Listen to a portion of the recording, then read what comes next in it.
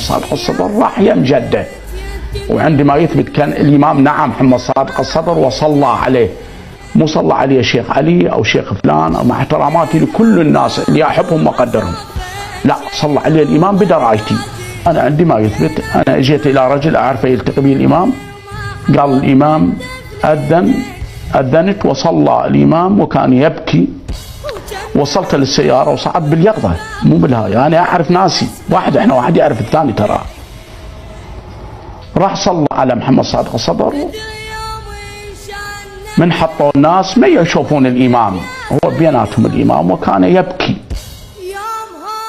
اللي يصلي على الإمام شيء خارق.